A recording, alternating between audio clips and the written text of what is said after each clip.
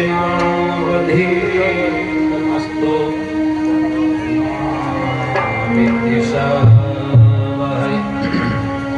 ओम शांति शांति सुशांतिर्भवतु। प्रेम से बोलो सच्चिदानंद भगवान की।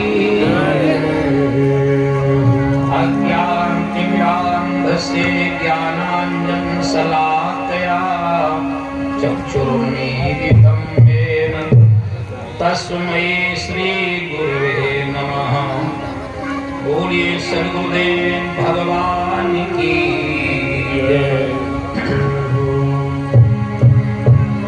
कथा प्रांगण के मध्य में दूर अंचलों से पधारे हुए भगवान के प्यारे भक्त महाभावों, स्थानीय भक्तजन, सती सावित्री अनुसुईया गार्गी मांडवी की पावन भूमि को महिमा मंडित गरिमा मंडित बनाने वाली आदर्श माताओं बहनों, देश के कर्णधार बच्चों, सर्वप्रथम हम सभी भक्तजन अपने अपने अंतःकरण को पवित्र बनाने के लिए अकारण करुणावरुणालय भक्तवांछा कल्पतरु आनंद सिंधु भक्त हैं प्राण, ऐसे भगवान का बड़े प्रेम के साथ 2 बार नाम संकीर्तन को बोले। उसके पश्चात आप लोग जिस क्रम से श्रीमद् भागवत महापुराण की पावन कथाएं श्रवण करते हुए चले आ रहे, वही पावन कथा सुनकर अपने जीवन को लाभान्वित करेंगे। सर्वप्रथम भगवान का नाम गोविंद हरे गोपाल हरे जय जय प्रभु दीन दयाल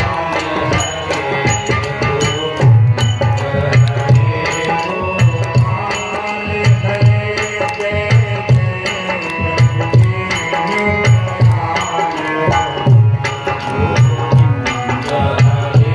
गोपाल हरे जय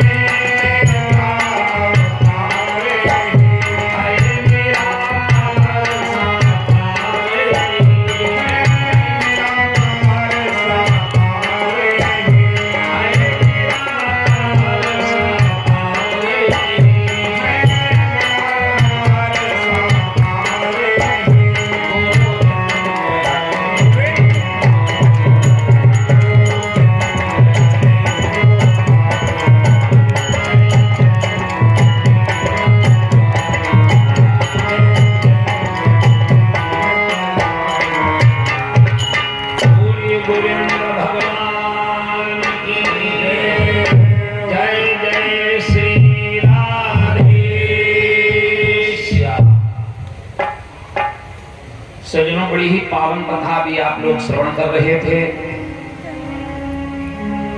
द्रौपदी और कुंती ने कहा, जब तक दुर्योधन नहीं मारा गया अभी तक का जितना युद्ध है वो सब बेकार रहा। हरि पारथ रण भयो अकारथ। भगवान कृष्ण ने कहा, बुआ जी चिंता मत करो, हम प्रातः काल होते ही दुर्योधन को खोजेंगे। जो प्रातः काल हुआ, भगवान श्री कृष्ण ने पांडवों को साथ में लिया। एक बहेलिया से पूछा, देखो दादाजी बहेलिया से क्यों पूछा? परमात्मा अपने ऊपर कभी कोई दोष आने नहीं देता है। केवल सिर्फ पहलिया ने ही दुर्योधन को व्यास सरोवर में छिपते हुए देखा था। इसलिए उससे पूछा, उसने कहा मैंने दुर्योधन को व्यास सरोवर की ओर जाते देखा। ले जाकर पांडवों को व्यास सरोवर के पास खड़ा कर दिया। भीमसेन से कहा लगाओ आवाज, हो न हो तो दुर्योधन इसी के अंदर होगा। भीमसेन ने आवाज लगाई, दुष्ट दुर्योधन, परिवार का नाश कराने के बाद, नातेदार रिश्तेदारों को मरवा डालने के बाद आकर तू इसमें छिपकर बैठ रहा, तुझे लज्जा नहीं आती? अगर कोई कह दे दुर्योधन कायर था तो ये बात अमान्य है। वो भी योद्धा था और बड़ा दुर्धर्ष योद्धा था। गदा उठाई, चलने के लिए तैयार हुआ। लक्ष्मी इसके कब्जे में थी। लक्ष्मी आगे खड़ी हो गई, महाराज आज आप न जाओ तो कल इस त्रिलोकी में तुम्हें मारने वाला कोई न होगा। क्यों? लक्ष्मी जी जानती हैं आज ही इसकी मृत्यु है। अब ये महाभारत के युद्ध के 18वें दिन की कथा हम आप लोगों को सुना रहे हैं। भाई साहब, दुर्योधन शांत होकर बैठ जाता है, लेकिन जिस समय आदमी पूरी ताकत लेकर जाता है तो हर स्थिति में अपने प्रतिद्वंदी को बाहर निकालने का प्रयास करता है। भीमसेन ने कहा तू ऐसे नहीं निकलेगा तो याद रख कैसा व्यवहार करूंगा। मारहूं गदा, अरे फाटी जल जाई, अब केस पकड़ी ऊपर ले आई। ऐसा गदा का प्रहार करूंगा, सरोवर का जल विदीर्ण हो जाएगा, तेरे बालों को पकड़कर घसीट कर तुझे लाकर सूखे पर फेंकूंगा। देखो, लड़ाई तो हर प्रकार की खराबी होती है, युद्ध अच्छा नहीं होता, युद्ध का परिणाम बड़ा खराब है। दोनों ओर संधि होगी, सैनिक बलिदान नहीं होंगे, सब बने रहेंगे ठाट बाट, जनपद सुनसान नहीं होंगे। अब बाहर की अगर लड़ाई आ जाए तो सुकुल जी लड़ भी लेना, लेकिन भैया भैया की लड़ाई बहुत टालो। महाभारत से यही शिक्षा मिलती है, आदमी बर्बाद होता है तो अपने परिवार की लड़ाई से होता। बंधु बैर, बंधु बैर को सकैन वारी, पायन खेली लक्ष्मी जाई। दादाजी लक्ष्मी को ठुकरा दिया, गदा लेकर दुर्योधन यमराज के समान बाहर निकल आया। लेकिन बारे भैया भैया हो तो धर्मराज युधिष्ठिर जैसा, भूतो न भविष्यति, न शायद हुआ है और न होगा। युधिष्ठिर आगे बढ़े, बोले राजन ये तो आपको मालूम है विजय किसकी होगी? दुर्योधन ने कहा अच्छी तरीके से जानता हूँ। धर्मराज युधिष्ठिर ने कहा हम 5 के 5 भैया जिंदा और तुम 100 में अकेले रह गए। दुर्योधन ने कहा कहना क्या चाहते हो? धर्मराज युधिष्ठिर ने कहा हमारी ये इच्छा है कि गतम न सोचामी कृतम न मन्ये, जो बात बीत चुकी उसे जाने दो। हम ये चाहते हैं 5 गांव, अरे अब मोह दीजिए, छात्र सिंहासन लीजिए। हम भाइयों को रहने के लिए 5 गांव दे दो, राजा तुम ही बने रहो, हम 5 भाई तुम्हारी सेवा करेंगे। और जब कोई अच्छा काम करता है, वैसे हमारे सुकुल जी तो हमेशा बड़ा सरल स्वभाव के रहे, लेकिन जो आपसे बुराई भी मानते होंगे वो कहते होंगे देखो ये काम उन्होंने अच्छा किया। जो आज भागवत कथा सुन रहे हैं, आज दुर्योधन को धर्मराज युधिष्ठिर की तारीफ करने में किसी ने रोक नहीं पाया। साधु साधु दुर्योधन भाग्यो, दुर्योधन ने कहा साधुवाद साधुवाद, धन्यवाद धन्यवाद। अब भी आप हमसे 5 गांव मांग रहे हैं। और सत्यता यह है अगर सीधे सीधे मांग देता ये दे दो 5 गांव दे देता, लेकिन हमारे बंसी वाले ने देखा कि जो पापों का पुंज है वो तो बचा ही जा रहा। सो कन्हैया आगे बढ़े, बोले 5 गांव चाहिए हमें। बड़ा खुशी है, विद्वान हमारे शांतिपुरम में और प्रयागराज जैसी धरती पर विद्वानों की कमी थोड़ी, यहाँ तो आते रहते हैं। जरूर आप लोगों को मालूम होगा 5 गांव कौन कौन मांगे, नोट कीजिए। कहा अकरस्थली, बकरस्थली, वारणावत, चंपापुर और हस्तिनापुर। अब हमें दादाजी सोच रहे होंगे तो पंडिताई वाली भाषा बता दी। आज की भाषा में इन नगरों को क्या बोला जाता है?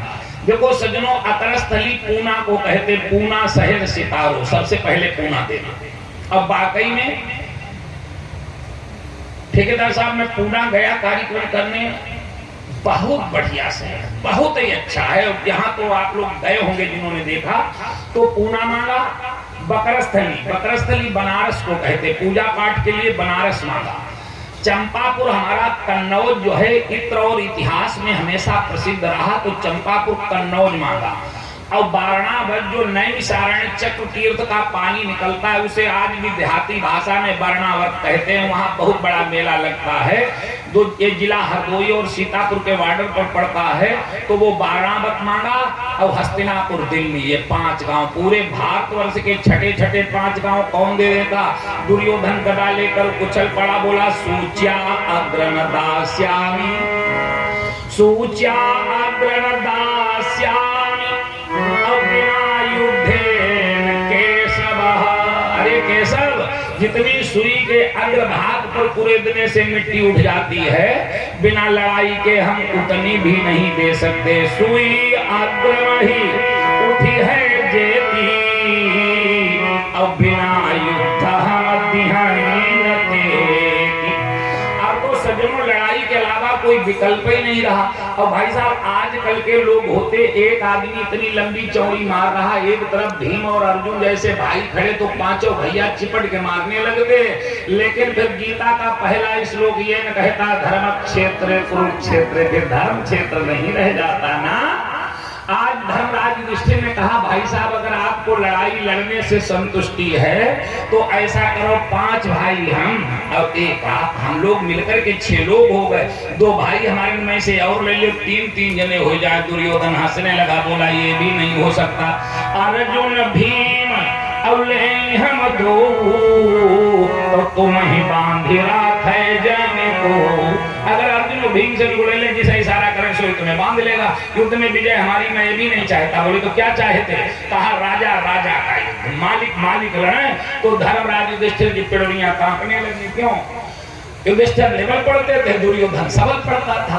अब यहीं पर तो राजनीतिक आदमी की जरूरत, इसीलिए तो अभी हमने रामचरितमानस सुनाया था बीच में। युद्ध या तो लड़ाई लड़ो ना, और अगर लड़ाई लड़ो तो हमारे श्री कृष्ण कन्हैया जैसा एक नटवर लाल ऐसा रखो जिसकी पहुंच आपके इलाहाबाद से दिल्ली तक की हो। बोलो राधे राधे। तो भगवान कृष्ण आगे बढ़े, बोले हाँ राजा राजा का युद्ध हो, तुम्हें ये पता इनकी तरफ राजा को? दुर्योधन बोला कौन नहीं जानता, इनकी तरफ राजा धर्मराज युधिष्ठिर हैं। भगवान श्री कृष्ण ने कहा कभी लड़ाई लड़ने के लिए घूमते हो, इनकी तरफ तो राजा भीमसेन है। भीमसेन और भीमसेन दुर्योधन से सवाई ताकत रखते थे। दुर्योधन बोला भीम कब से राजा हो गए? भगवान ने कहा वीर भोग्या वसुंधरा पृथ्वी वीरों के द्वारा भोगी जाती, भोज बलते वसुधा कर भोगा, ज्ञानी हुई करी हैं जब जोगा। धर्मराज युधिष्ठिर ज्ञानी है, माला फेरे, इन्हें क्या पता कैसे पृथ्वी का शासन किया जाता। राजा तो भीमसेन। दुर्योधन कोई कमकल थोड़े ही था जो एकदम मान लेता। उसने कहा मैं भीम को राजा मानता नहीं, राजा के सामने हर कोई झुकता है। फिर उसने चक्कर फांस दिया कि अगर धर्मराज युधिष्ठिर भीमसेन के पैर छू लें, भीमसेन के सामने झुक जाए, मैं भीम के साथ युद्ध कर लूंगा। और वो जानता है कि धर्मराज और जो शीश न बई है तुरंत भीमसेन जल गई है। धर्म झुक गया तो रह क्या जाएगा? भीमसेन जलकर भस्म हो जाएंगे। और भीमसेन के अलावा सब और इन 4 भाइयों में किसी में क्षमता नहीं जो गदा युद्ध में हमारा मुकाबला कर सके। युद्ध में विजय हमारी हो जाएगी। धर्मराज युधिष्ठिर ने भगवान कृष्ण की तरफ देखा, बोले और भीम को राजा बना लो। बोलो अब क्या करोगे? सो भगवान बोले चिंता मत करो, देखो युद्ध में साम दान दंड भेद ये नीतियां हमेशा अपनाएंगे। भैया तो लड़ाई लड़ो ना। और हमारे जज साहब बैठे, इनकी अदालत में जब आदमी जाता है तो हिंदू भाइयों के सामने गीता रामायण रखवाया जाता, मुसलमान भाइयों के सामने कुरान शरीफ रखवाई जाती, ईसाइयों के सामने बाइबल रखवाई जाती। और उस पे हाथ रखते मैं जो भी कहूंगा सच कहूंगा, सच के अलावा और कुछ नहीं कहूंगा। लेकिन जब गवाही देते तो हर कोई जानता हम क्यों कहते हैं, सब कोरी कोरी झूठ बोलते। बोलो राधे राधे। आज हुआ क्या? भगवान बोले हाँ धर्मराज युधिष्ठिर भीमसेन को प्रणाम कर लेंगे। बोले कैसे? बंसी और पीतांबर लिया। अब भीमसेन से बोले भाई साहब जरा इसे थामना। जो भीमसेन ने दोनों हाथ बढ़ाकर बंसी पीतांबर लिया, भगवान ने अपना दिव्य तेज भीमसेन में सन्निहित कर दिया। बोले युधिष्ठिर को इशारा किया, बोले कर लो प्रणाम। युधिष्ठिर ने उसी समय बंसी और पीतांबर को सिर झुका दिया। लेकिन ये इतने भोले भाले थे कि जब तक भगवान ने मौका टाला ये फिर धोखा खा गए। इन्होंने दुर्योधन से कह दिया कि अगर तुम अकेले भीम को ही परास्त कर दो तो हम चारों भैया तुमसे हार मान लेंगे। भगवान कृष्ण को ये बात अच्छी न लगी, दौड़ते हुए आए, बोले तुमने गजब कर डाला, यह क्या किया? अरे ताकत में भीमसेन जरूर ज्यादा है, लेकिन गदा युद्ध के अभ्यास में अभ्यासी ज्यादा दुर्योधन है। इसने जब पांडवों का अज्ञातवास और वनवास हुआ था, समय मिला तो विराट पर्व की थोड़ी झलक आपको कभी दिखाएंगे। वैसे भागवत में इतना समय नहीं मिलता, ये तो परीक्षित जन्म की कथा से जुड़ी हुई बात है, इसलिए उधर लिए चल रहे। तो सज्जनों, आज होता क्या है, इसने गदा युद्ध का अभ्यास किया था, और जब दो महारथी युद्ध भूमि में उतरते हैं तो विजय अभ्यासी की होती, ना कि ताकत वाले की। भगवान ने कहा तुम तो धोखा खा गए। युधिष्ठिर ने हाथ जोड़े, बोले महाराज अब तो आप ही जाने। अंततः गत्वा युद्ध प्रारंभ हुआ। जिस समय भीमसेन दुर्योधन के गदा मारते हैं तो इसके शरीर से अग्नि की चिंगारियां निकलती हैं। जो लोग ब्रेक के पहले यह कथा सुन रहे थे, मैंने बताया गांधारी की दिव्य दृष्टि से दुर्योधन तो वज्रांग हो चुका, केवल इसकी जंघाएं जितने में पीतांबर लपेट रखा था उतनी रुधिर और मांस की रह गए। और जिस समय दुर्योधन भीम के गदा मारता है तो भीम के शरीर से खून के फव्वारे निकलते हैं। युद्ध होते होते सुबह से शाम हो गई। अब भीम की भुजाएं भर गई, उन्हें इतनी क्षमता नहीं रही जो प्रहार करें, केवल प्रहार बचा रहे। बड़ा आर्तभाव से भगवान कृष्ण की तरफ देखा, बोले माधव अब क्या मरवा ही डालोगे, दुश्मन बहुत बलवान है और सारे संसार की कमजोरी हमारे बंसी वाले जानते हैं। तो भगवान ने अपनी ताल ठोकी, जंघा की तरफ इशारा किया। व्यास जी ने श्रीमद् भागवत महापुराण के 7वें अध्याय में प्रथम स्कंद के 7वें अध्याय के 13वें श्लोक में लिख दिया, ब्रिकोदरा विद्ध गदा विमर्शा अभग्नोर्दंडे धृतराष्ट्रपुत्रे। ब्रिकोदरा, देखो भीमसेन का नाम यहाँ पर ब्रिकोदर क्यों पड़ा? ब्रिक माने होता है भेड़िया, ब्रिक माने भेड़िया। भीमसेन को ब्रिकोदर की संज्ञा क्यों दी गई? ज्यादातर भक्त सोचते होंगे महाराज भीमसेन ज्यादा भोजन करने वाले थे इसलिए इन्हें ऐसा कहा गया ना। ज्यादा भोजन करने वालों में अगर संज्ञा दी जाती तो इन्हें गजोदर कह दिया जाता, हाथी जैसे उदर वाला कह दिया जाता। देखो ये कथा महाभारत में शुरुआत में आती है। कभी भी हमारे भाई माताएं बहनें सब समझ लें, बासी फूल देवताओं पर नहीं चढ़ाना चाहिए। गुरु राधे, कायदा है खिले हुए पुष्प अच्छे।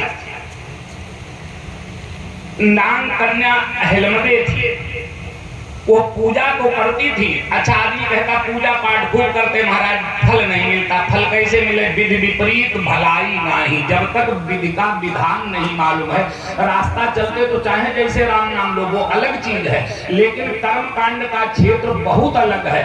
उसमें जब तक विधि विधान से काम नहीं करोगे तब तक उसका फल नहीं मिलेगा। और ये भी बताते चले, माली के यहाँ का रखा हुआ फूल बासा नहीं मारना जाता, उससे पूजा हो सकती है। लेकिन अगर आप अपने घर में फ्रिज में रख दिया है, किसी ने रख के पूजा कर दी तो समझ लेना बहुत बड़े दोष।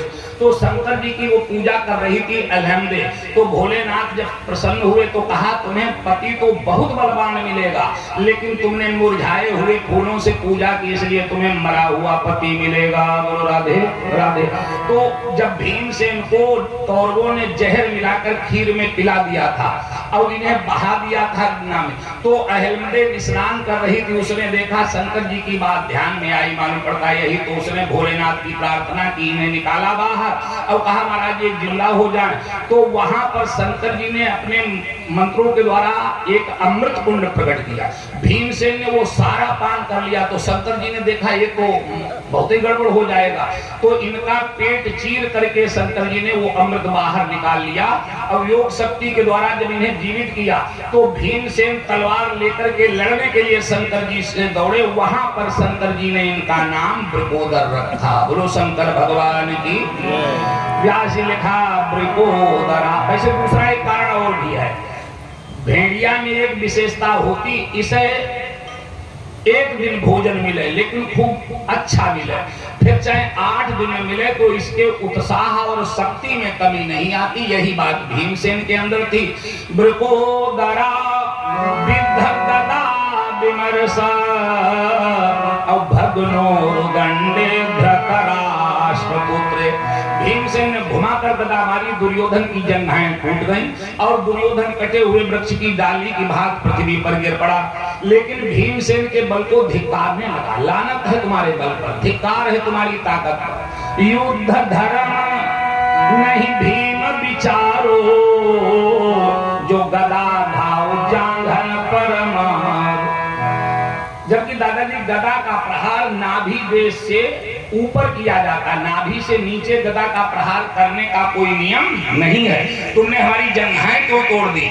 भीमसेन हंसने लगे, कहा कौरव कब से नियम का पालन करने लगे हैं? जिस समय तुम्हारे पक्ष के पितामह भीष्म की तरफ से रणनीति निश्चित की गई थी, एक योद्धा के साथ सिर्फ एक योद्धा युद्ध करेगा, सूर्यास्त के पश्चात युद्ध नहीं होगा। 7 महारथियों ने अकेले बालक अभिमन्यु को घेर कर सूर्यास्त के पश्चात मारा, जिनमें तू भी शामिल था। तब तुम्हारी नीति कहां गई थी? हमें लाक्षा भवन में बंद करके आग लगा दी थी, तब तुम्हारी नीति कहां गई थी? और सबसे बड़ा धर्म और अन्याय तब हुआ कहीं भीम दुर्योधन वीरहीन, और जय दिन हरो द्रौपदी चीरहीन। अरे हम सब लोग सिर झुकाए हुए बैठे थे, 60,000 राजाओं के बीच में एक अबला नारी को नग्न करने का प्रयास किया जाए, ये कहां की नीति है? तादिन तुम नहीं धर्म विचारो, इसीलिए गदा धाव जांघन पर हमने तुम्हारी जंघाएं तोड़ दी। आज घायल अवस्था में दुर्योधन को छोड़कर पांडव चल देते हैं। हमारे श्रोता बंधु सोचते होंगे महाराज 1-2 गदा भीमसेन और मार देते दुर्योधन मर जाता। भीमसेन चाहे 1000 गदा मारते दुर्योधन मरने वाला नहीं। क्यों? इसे तो एक संत का दिया हुआ वरदान है कि तुम्हारी मृत्यु तभी होगी जब सुख और दुख दोनों बराबर होंगे। अब यह बात बड़ी कठिन है, कभी सुख ज्यादा कभी दुख ज्यादा, लेकिन दादाजी विधाता की रचना में सारी चीजें आती हैं। इधर पांडव हर्षोल्लास से कूदते हुए चलते कि आज महाभारत के युद्ध में हमने विजय पाई। इसीलिए अगर कोई काम बन जाए, विजय श्री मिले, तो ज्यादा खुश मत होना। क्यों? जरा देर में सारी खुशियां धूमिल। परमात्मा को धन्यवाद दो, जो चल रहा है ईश्वर की इच्छा से चल रहा, जो होगा ईश्वर की इच्छा से होगा।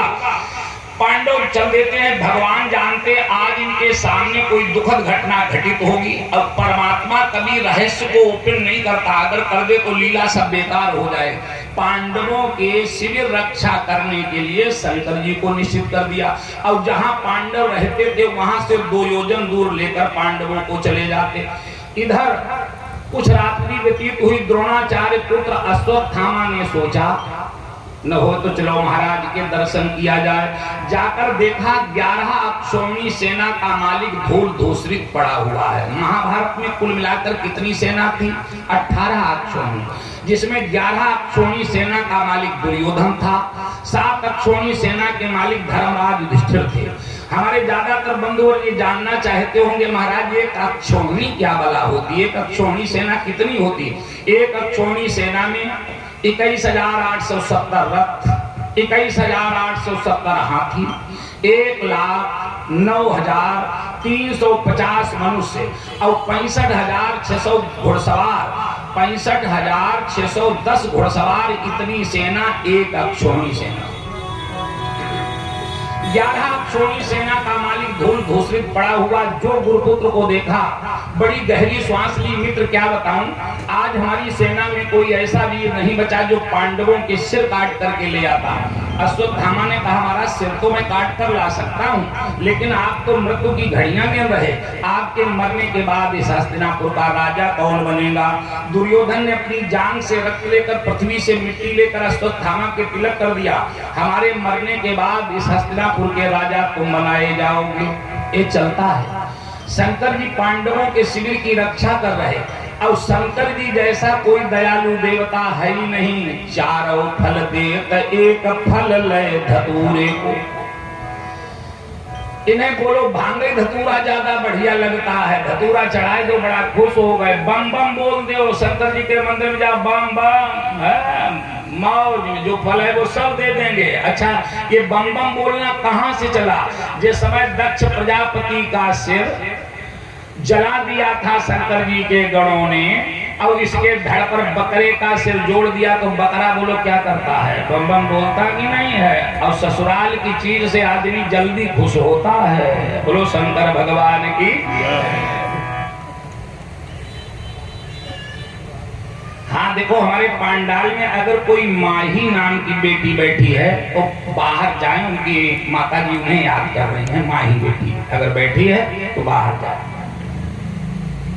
श्री राधे राधे राधे गोविंद राधे, श्री राधे राधे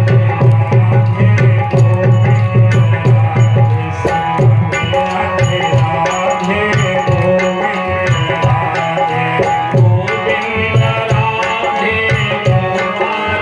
राधे गोविंद राधे, गोविंद राधे गोपाल राधे, गोविंद राधे गोपाल राधे, गोविंद राधे गोपाल राधे, गोविंद राधे गोपाल राधे,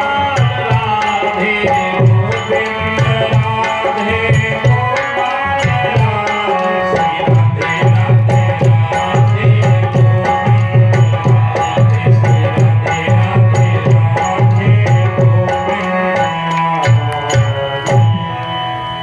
अच्छा सुकुल जी, देवता लोग भी अलग अलग इच्छा रखते। जैसे हम आप लोग, किसी को दाल रोटी अच्छी लगती, किसी को पूरी सब्जी अच्छी लगती, इसी प्रकार शंकर जी जो हैं भांग धतूरे से बड़ा जल्दी खुश होते हैं। और ये लगभग सब लोग जानते होंगे, हमारे लंबी सूंड वाले बाबा एक पूजे जाते, क्या नाम, गणेश जी। वो गणेश जी काहे से खुश होते हैं मालूम है? हाँ, लड्डू के भोग लगे, संत करें सेवा। अच्छा, एक ज्यादा प्रॉब्लम मिलता, लोग कहते पैसा खूब पैदा करते, महाराज रुकता करते। हम तो यहीं से बैठ के हर चीज बता दिया करते हैं। एक पुस्तक आती है श्री सूक्त, श्री सूक्त की किताब लीजिए, और लक्ष्मी जी को पेड़ा बहुत प्रिय है। पेड़ा की 16 आहुतियां, ओम हिरण्य वर्णाम हरणीम सुवर्णजतस्रजाम चंद्राम हिरण्यमयी लक्ष्मी जातवेदो मावह। वैसे ऋग्वेद की ऋचाएं थोड़ी कठिन हैं, किसी आचार्य से पढ़ें तभी पढ़ पाएंगे शुद्ध। तो इनकी 16 आहुतियां अगर आप लगाएं तो कभी भी जेब खाली नहीं रहेगी। मैं लगाता हूँ, हमेशा जेब भरी रहती है। बोलो राधे राधे। तो लक्ष्मी जी को पेड़ा प्रिय है। भोलेनाथ हमारे बम बम कर दो बड़ा खुश हो जाते। देखो एक सूरदास जी थे, अंधम दरिद्रणी अथ प्रिया विहीना अविच्छेषरो याच वरम तुरीक। शिव पुराण में कथा आती है, वो शंकर जी की पूजा कर रहा था, ओम नमः शिवाय ओम नमः शिवाय। हमारे भोलेनाथ प्रसन्न हुए, बोले याच वरम तुम्हें, हम तुमसे खुश हैं, एक वरदान मांग लो। अच्छा, जितने सूरदास होते हैं इनसे बातचीत करो तो बड़ा समल करो, क्योंकि जरूरत से ज्यादा होशियार होते हैं। अब इसने सोचा एक वरदान में अगर आंखें मांगे लेते हैं तो गरीब रह जाते हैं, अगर पैसा मांगे लेते हैं तो अंधे रह जाते हैं। ऐसी कौन सी जुगाड़ करें जो एक ही वरदान में सब कुछ मिल जाए। और इंडिया में हर आदमी जुगाड़ू, हर काम जुगाड़ से यहाँ होता है। अब शंकर जी ने मासा 2-4 मिनट विचार किया, सोचा ये भोला भाला कुछ जानता नहीं, तो अपने आप कहने लगे, बोले नेत्रो नापि बनिता बसना सबब्रे। भाई साहब तुम्हें आंखें दे दें? बोला ना, अंधे की बसना सबब्रे, बसन 2-4 जोड़ी कपड़ा बनवा दे। अरे बोला क्या बड़ा कौन देखने वाला, अंधे की। शंकर जी ने सोचा शायद शर्मा रहा, शादी करने की इच्छा होली, बोले बनिता सबब्रे। बनिता माने पत्नी दे दूं। हंसने लगा, बोला आप तो खूब मजाक कर रहे। अरे आंखें वाले आदमी जैसे मेहरारू रखा, इनसे पूछो। अंधे धुंधे आदमी कोई मार के डाल देगा और क्या दूसरा ले जाएगा। शंकर जी ने कहा आंखें भी नहीं चाहिए, कपड़ा भी नहीं चाहिए, पत्नी भी नहीं चाहिए, धन भी आखिर चाहिए क्या? बोले वरदान तो एक ही देने के लिए कहा। शंकर जी ने कहा से तो जो हमारी इच्छा है सो मांग रहे। भोलेनाथ ने कहा हमने तो कहा तब से मांगो। नेत्रो ननापि बनिता बसना सबब्रे अक्षत्राभिराम सुत दर्शन वित्तवांचा। महाराज मैं ऐसा लड़का देखना चाहता, मेरे यहाँ ऐसा लड़का हो जो छत्रधारी राजा हो। बोलो राधे। अब पत्नी नहीं होगी तो लड़का क्या आसमान से गिरेगा? बताओ भैया। आंखें नहीं होगी तो देखेगा काहे से? और धन नहीं होगा तो क्या कोई घास छीलने वाला छत्रधारी राजा बन जाएगा? एक ही वरदान है, सब कुछ मांग लिया, फंस गए चक्कर में, जाओ वही सही होगा। अब बोलो, पांडवों के शिविर की रक्षा कर रहे हैं और वह स्वधामा जाकर पहुंचा अस कह के, और शंकर भिंग आए करि प्रणाम तब काल बजाए, तब कृपालु हर भाष्यो बानी और मांगहु वर द्रोणी बड़ ज्ञानी। अरे अश्वत्थामा मांग ले। इसने कहा महाराज मुझे शिविर में जाने दो। शंकर जी ने कहा देखो भाई, मुख्य द्वार पर तो हम पहरा दे रहे हैं, यहाँ से नहीं, अब पिछवाड़े से चाहे जा। बल्कि गीता प्रेस गोरखपुर से जो 2 खंडों में महाभारत आता, उसमें तो लिखा, शंकर जी ने अपनी झोली से एक खड्ग और निकाल करके दी। जाता है सबसे पहले इसने अपने पिता के हत्यारे गुरु द्रोणाचार्य के हत्यारे धृष्टद्युम्न का वध किया। उसके बाद पांडव पक्ष के बड़े बड़े वीर योद्धा द्रौपदी के 5 बालक लेटे हुए थे, 5 बालकों के सिर काट लिए, सिरों को टांग कर लेकर चल देता है। दुर्योधन पड़ा हुआ मृत्यु की घड़ियां गिन रहा, धरे आन सिर अरे भूपति आगे। दुर्योधन से कहा लो पांडवों का वध कराया। दुर्योधन ने कहा देखें भीम का सिर कितना बलवान था, गदा लगती थी तो उछल जाती थी। एक बच्चे का सिर दिया, जो इसने मुट्ठी में दबाया, सिर टुकड़े टुकड़े में विभाजित हो जाता। इसने कहा ना कि पांडवों का सिर नहीं हो सकता, मुकुट ज्योति सन देखन लागे। राजाओं के मुकुट में लगी होती मणियां मणियों की प्रभा से देखने लगा।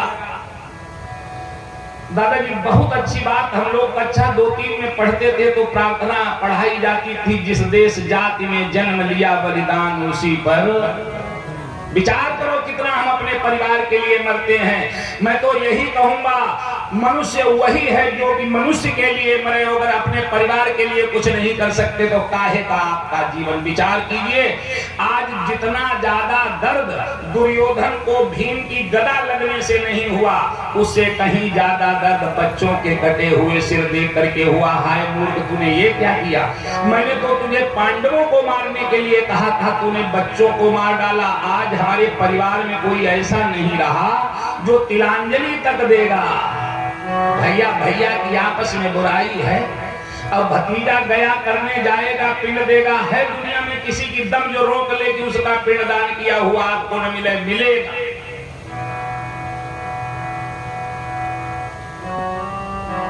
महान कष्ट हुआ यहीं पर। इसे सुख तो इस बात का हुआ कि हमारे दुश्मन मारे गए, और दुख इस बात का हुआ कि आज हमारे वंश का नाश हो गया। इसी सुख और दुख के साथ में दुर्योधन के प्राण तो फिर उड़ जाते। जहां पर एक बच्चा मर जाता कैसा वातावरण बन जाता। यहाँ तो द्रौपदी की गोद ही सूनी हो चुकी। माता शिशूनां निधनं सुतानां निशम्य घोरं परितप्यमाना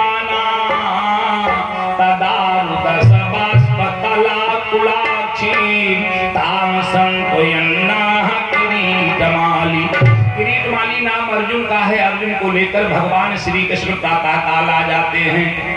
हाहाकार मचा हुआ, देरों में खून बह रहा था और हर अबला खड़ी रो रही थी।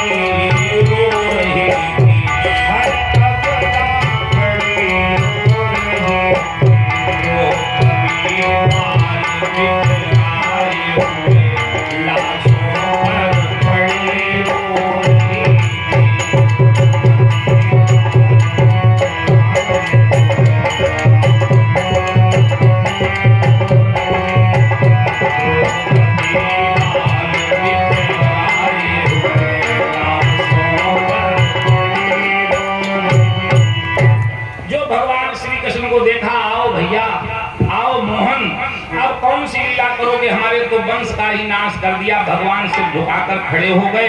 बहन मुझे लाज मत दे, अगर आज मैं पांडवों को लेकर न चला गया होता तो शायद जो हालत तुम्हारे बालकों की हुई यही हालत तुम्हारे पतियों की हुई होती। लेकिन जिसका बलवान पति सामने खड़ा और उसकी स्त्री दहाड़ मार मार कर रो रही, उसके दिल पर क्या बीतेगी। अर्जुन ने गांडी धनुष हाथ में उठाया, कहा तदा सुचस्ते प्रमजामि भद्रे अव्यत ब्रह्म बंधो शिरया तथाइना। अरे द्रौपदी, क्षत्रियों की औरतें ऐसे आंसू नहीं बहाती। मैं तेरे आंसू अभी नहीं पोंछूंगा। जब उस ब्राह्मण बालक को लाकर तेरे सामने उसका वध कर दूंगा, उसके बाद तेरे आंसू पोंछूंगा। भगवान कृष्ण की तरफ देखा, बोले माधव विलंब अच्छा नहीं। क्रोधवंत अर्जुन भय रथ को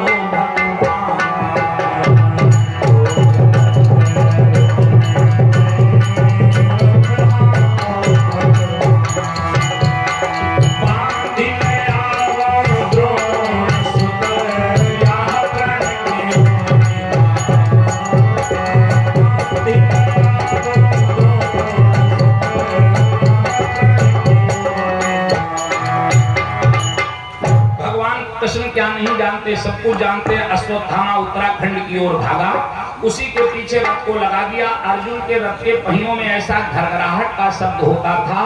अश्वत्थामा समझ गया पार्थ आ रहा, अब हमारे प्राण नहीं बचेंगे। एक ही ऐसा शस्त्र है जो अर्जुन को विचलित कर सकता था, ब्रह्मास्त्र। इसने ब्रह्मास्त्र का संधान कर दिया। ब्रह्मास्त्र अग्नि की ज्वालाएं उगलता हुआ जल दिया, जो अर्जुन ने देखा। बोले कृष्ण कृष्ण महाबाहो भक्तानाम अभयंकरा तुम्हें को दह्यमाना नाम अपरगोसी ही संसदे। हे महाभाव, ये आग की ज्वाला मुझे खा जाएगी, हमारी रक्षा करो, रक्षा करो। भगवान ने कहा व्यथेदम द्रोण पुत्र से। अच्छा दादाजी, बहुत अच्छे पुराने गुरुजन लोग थे। आजकल जैसी स्थिति नहीं थी। आज के जमाना में अगर किसी अध्यापक बंधु का बच्चा है और वो उस विद्या के लायक नहीं, जबकि शास्त्र कहता है दुष्ट विद्या भयंकरी, दुष्ट को विद्या देना अच्छा नहीं। तो गुरु द्रोणाचार्य जानते थे अश्वत्थामा दुष्ट स्वभाव का है, इसे ऐसी चीज मत बताओ कि ये ब्रह्मास्त्र ऐसा संसार का नाश कर देगा। तो इन्होंने इसे कभी ब्रह्मास्त्र चलाना बताया नहीं था, लेकिन इसने प्रयोग करके देखा था, तो प्रयोग करना जानता था, वापस करना नहीं आता था। और अर्जुन को प्रयोग करना भी आता था और वापस करना भी आता था। जो भगवान ने देखा कि अर्जुन प्रार्थना कर रहे हैं, महाराज हमें बचाओ, हमारी रक्षा करो, भगवान ने कहा वेदेदम द्रोण पुत्र से और ब्रह्मास्त्रम प्रदर्शितम नैवासौ वेद संहारम प्राणबाधा उपस्थित। दोनों पुत्र से में काकी के खष्टी विभक्ति का प्रयोग हुआ। पार्थे तत्पुरुषा, यहाँ पर तत्पुरुष समास है। अरे पार्थ, ये अश्वत्थामा ने अपने प्राणों पर आई जान करके तुम्हारे ऊपर ब्रह्मास्त्र का प्रयोग किया, तुम भी ब्रह्मास्त्र का प्रयोग करो, नहीं तो तुम्हारे प्राणों को ले सकता है। जो अर्जुन ने ऐसे शब्द सुने, श्रुत्वा भगवता प्रोक्तम आलुना परवीरः स्पृष्ट्वापस्तम परिक्रमम ब्राह्मण ब्रह्माय संदधे। भगवान श्री कृष्ण का परिक्रमा किया और ब्रह्मास्त्र का संधान कर दिया। दोनों ब्रह्मास्त्र आपस में टकराकर शांत होते हैं। जैसे पुलिस के सिपाही किसी चोर को पकड़ लेते, ऐसे झपटकर अर्जुन ने अश्वत्थामा को पकड़ लिया। पशु रसनया यथा, जैसे जानवर को रस्सी में बांधा जाता, ऐसे बांध कर उसे रथ के पीछे डाल लिया। शिविराय निशीदंतम दामना बद्ध्वारिकुम बलात्, दामना कहते हैं रस्सी को, बलात् बलपूर्वक उसे पकड़ लिया और लाकर के द्रौपदी के सामने खड़ा किया। अब कहने लगे बताओ द्रौपदी मुझे जल्दी बतला, क्यों कर तेरा दिल भर डालूं। द्रौपदी मुझे जल्दी बतला, क्यों कर तेरा दिल भर डालूं। खींच लूं खाल सारे तन की या टुकड़े टुकड़े।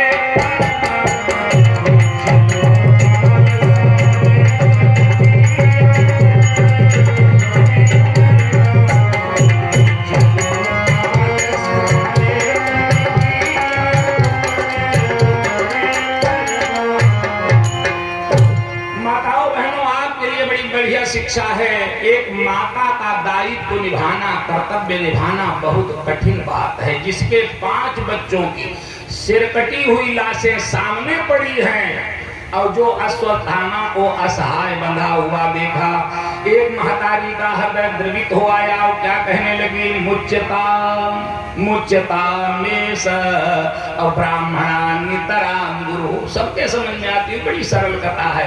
मुच्यता मुच्यता, इसे छोड़ दो छोड़ दो। अरे ब्राह्मण तो हमेशा का गुरु होता। हमारे जो बच्चे मारे गए, अगर अश्वत्थामा मारा गया तो हमारे बच्चे जिंदा नहीं हो जाएंगे। और जैसे मैं रो रही हूँ उसी प्रकार इसकी माता कृपी, अश्वत्थामा की महतारी का क्या नाम था, कृपी, कृपाचार्य की बहन थी। महाराज वो भी आंसू बहाएगी, इसे छोड़ो। बलधारी बेबस ब्राह्मण पर अब क्यों हथियार उठाते हो, अरे जाने हो चुका क्यों व्यर्थ कलंक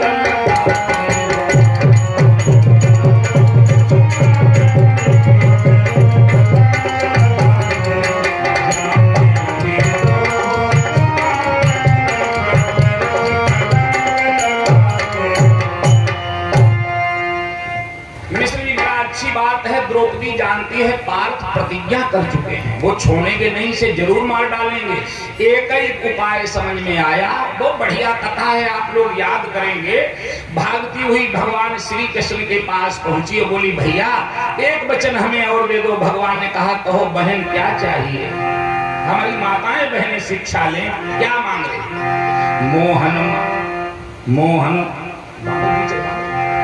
मोहन माधव लो इसी समय और मैं अपना मोह त्याग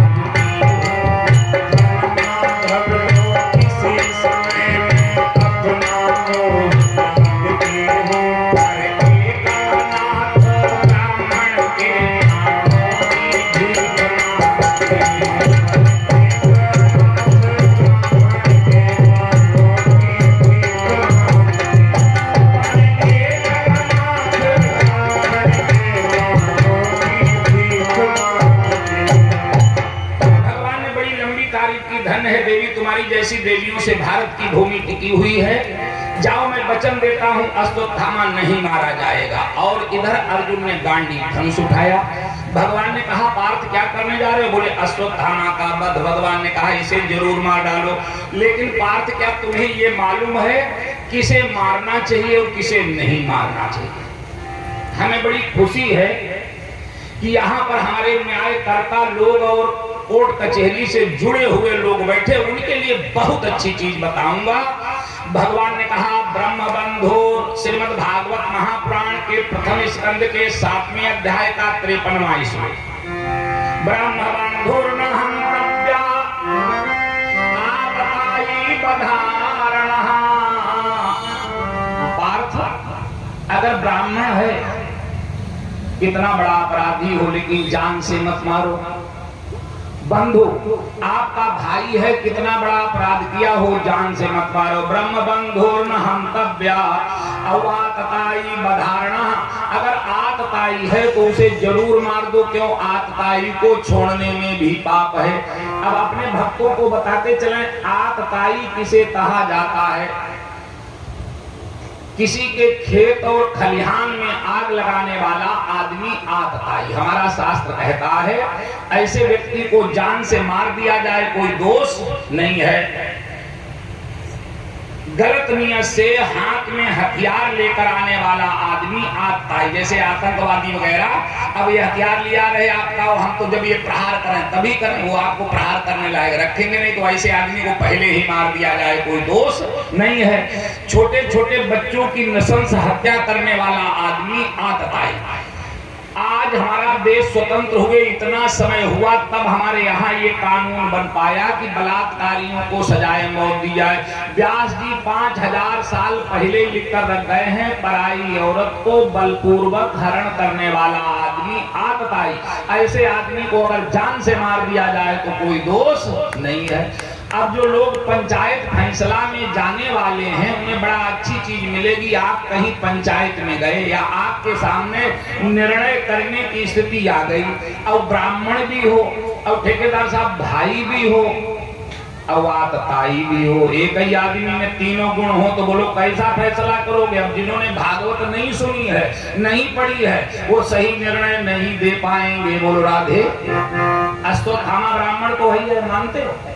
अब गुरु का लड़का क्या हुआ? गुरु भाई हुआ या नहीं? भाई भी है। अब बच्चों को मार डाला तो क्या हुआ? आतताई भी है। अश्वत्थामा में तीनों गुण पाए जाते। भगवान बोले मारो मारो, अर्जुन चुपचाप खड़े, महाराज करवाना क्या चाहते? अब ये 57वें श्लोक में भागवत स्थानान्यर्यापणम तथा एसी ब्रह्म बंधो नाम बधो नान्यस्ति दह्यता। पहला तरीका बपना, इनका सिर मुड़ा दिया जाए, चौराहा बना दिया जाए, मुंह काला करके छोड़ दिया जाए, समझ लो मौत हो गई। जद्यपि जग दारुण दुख नाना पैसरते कठिन जाति। अब जब प्रतिष्ठित आदमी, संभ्रांत व्यक्ति किसी गलत कार्य में फंसता है तो दादाजी वो चाहता कि हमें गोली से मार दो, लेकिन सरकार मरने थोड़े देती है। हम नाम किसी का क्यों लें? ऐसे ऐसे भारत में लोग हैं जो वो चाहते कि हमें जहरें मिल जाए, हम खा लें, मर जाए, मुंह दिखाने के लिए कैसे बाहर, लेकिन सरकार कहती जेल में पड़े पड़े सड़ो। बोलो राधे राधे। तो पहला तरीका बपना, दूसरा तरीका द्रव्या दानम। ये तो खैर हमारी सरकार भी करती है, हमारे साथ लोग भी बैठे करते हैं, जिसे संपत्ति जब्त कर ली जाए, जिसे हम लोगों की भाषा में कुर्की कहते हैं, कुर्की कर ली जाए। बपनम द्रव्या दानम। तीसरा तरीका स्थानान्यर्यापणम तथा। अब ये हमें नहीं, ये तो शुक्ला जी भी फोर्स के आदमी रहे, हमारे शुक्ल जी को मालूम होगा। पहले हमारे यहाँ एक सजा दी जाती थी, उसे काला पानी कहते थे। स्थानान्यर्यापणम तथा, वो दोबारा अपने राष्ट्र की, देश की सीमा में ना आ पावे, समझ लेना उसकी मौत हो गई। ऐसी ब्रह्म बंधु नाम बधो नान्यस्ति दह्यता। बधो नान्यस्ति दह्यता, इन्हें देह का वध उचित नहीं है, इन लोगों को ऐसी सजा देना चाहिए। अर्जुन समझदार थे, समझदार के लिए इशारा काफी। अश्वत्थामा के मस्तक में मणि थी, बाण के फरके द्वारा इसका मस्तक चीर करके मणि निकाल लिया, उसे निराशित करके छोड़ दिया। लेकिन दुष्ट कभी भी दुष्टता से बाज नहीं आता। जिसने सोचा पांडव वंश नए गौवारों, ये कथा प्यारे क्यों सुनाई जा रही? परीक्षित अपनी माता के उदर में आपे के तो जन्म की तरफ लिए चल रहे हैं। बोलो राधे राधे। परीक्षित अपनी माता के उदर में भ्रूण रूप में पल रहा था। इसने पांडवों के वंशनाश करने की इच्छा से ब्रह्मास्त्र का रुख उत्तरा की गर्भ की तरफ कर दिया। क्यों? ऐसे शस्त्र थे कि वो बिना काम किए वापस लौट ही नहीं सकते। अब जो उत्तरा का गर्भ जलने लगा, उत्तरा चीखने लगी, पाहि पाहि महायोगी देव देव जगतपते नान्यम तद्भयम पश्ये यत्र मृत्यु परस्परम। उत्तरा ने कहा, हे योगी राज कृष्ण, नान्यम तद्भयम पश्ये, आपकी शरण में आने पर नान्यम, दूसरी जगह जाने की आवश्यकता नहीं है, और मृत्यु शरीर का भय दूर हो जाता। हमारी रक्षा करो, रक्षा करो। भागवत में लिखा, गायकों की दुनिया में पहुंचा, उन्होंने लिख दिया, हा हा मामा। कन्हैया सगे मामा है, अभिमन्यु सगा भांजा था, उत्तरा कन्हैया की सगी भानज बहू है, सुभद्रा का लड़का था। हा हा मामा, हा हा मोहन, अब दासी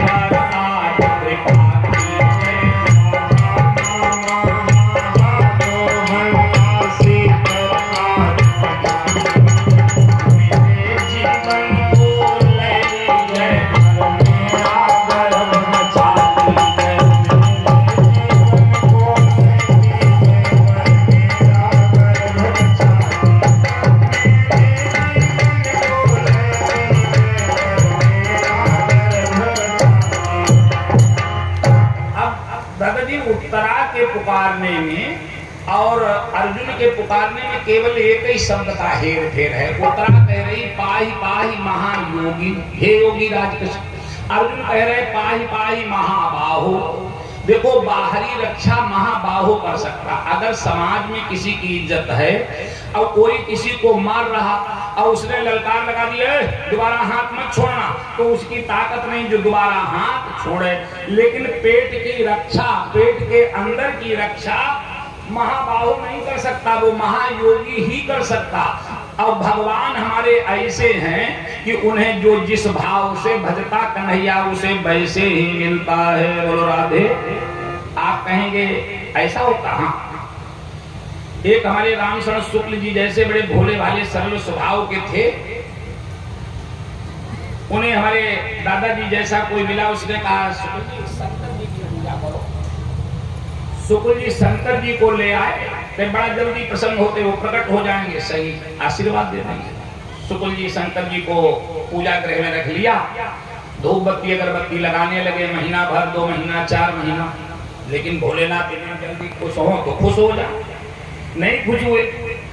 तब तक कोई और मिल गया, उसने कहा अरे भाई साहब आप पागल हो गए, शंकर जी इतनी जल्दी खुश होने वाले थोड़े हैं। ऐसा करो दुर्गा जी को ले आओ, कलिकाल में शक्ति बड़ी जल्दी प्रसन्न होती है। तो ये बाजार गए, दुर्गा जी की मूर्ति ले आए, शंकर जी की मूर्ति उठाई, ताक में ऊपर रख दी, और जहाँ पूजा का स्थान था वहाँ दुर्गा जी की मूर्ति रख ली, और धूप बत्ती अगरबत्ती लगाने लगे। अब जब धूप बत्ती लगाएंगे तो धुआं ऊपर जाएगा, तो धूप बत्ती का धुआं शंकर जी की मूर्ति की तरफ बढ़ने लगा। कहा वाह गुरु, अभी तक खुश नहीं हुए, अब जब देवी जी को लाए तो इतने ईर्ष्यालु, खुशबू सब आप ही ले रहे, सो थोड़े में लेने देंगे। इन्होंने एक माचिस की तीली निकाली और रुई ली पूजा घर से, और शंकर जी की मूर्ति की नाक में खोसने लगे। सो भोलेनाथ प्रकट हो गए, बोले वरदान मांगो, वरदान मांगो। बोले महाराज हम जान नहीं पाएंगे, पहले 2 चोबे बनवा लेते, नाक में ठोक देते। शंकर जी ने कहा अरे पगले, अभी तक तो तू मूर्ति की पूजा करता रहा, आज तुम्हें जीवन में पहली बार एहसास हुआ कि इस मूर्ति में शंकर जी खुशबू ले रहे हैं। जब तुम्हें एहसास हुआ तुम्हें प्रकट हो गया। तो भावो ही विद्यते विष्णु, भगवान भाव में है, और जैसी भावना बनाओ परमात्मा वैसे ही मिलता। उत्तरा की भावना योगी राज कृष्ण, हमारी रक्षा करो। और ये ताकत योगी में ही भगवान ने अंगुष्ठ प्रमाण का देश बनाया। अब यहीं पर शास्त्र कहता है आपत्ति काले मर्यादा नास्ति, जो नाई बहू घर में जल रही, आप कहो हम ससुर कैसे रक्षा, उस समय वो भी बेटी है, जैसे भी हो सके उसकी रक्षा करो। भगवान ने अंगुष्ठ प्रमाण का वेश बनाया, उत्तरा के गर्भ में प्रविष्ट हो जाते हैं। परीक्षित का भ्रूण जल चुका था, लेकिन महाप्रभु ने योग शक्ति के द्वारा उसमें जान दी और अपनी गदा के द्वारा रक्षा की। गदा के द्वारा इतनी जोर घुमाया और ब्रह्मास्त्र की ज्वाला का पान स्वयं भगवान कर जाते हैं। बोलो वृंदावन बिहारी लाल की। ऐसे पांडवों के वंश की रक्षा की। धर्मराज युधिष्ठिर से कहा जिसके लिए आज तक आपने संघर्ष किया, लड़ाई झगड़ा किया, वो है राज सिंहासन, तुम्हारी रास्ता देखता चलो राजा बनो। ऋषियों ने और ब्राह्मणों ने वेदा ध्वन से आह्वान किया, और ब्राह्मणों ने वेदा ध्वन से आह्वान किया, और ब्राह्मणों ने वेदा ध्वन से आह्वान किया। जगपति ने अपने हाथों से नरपति को मुकुट में डाल दिया।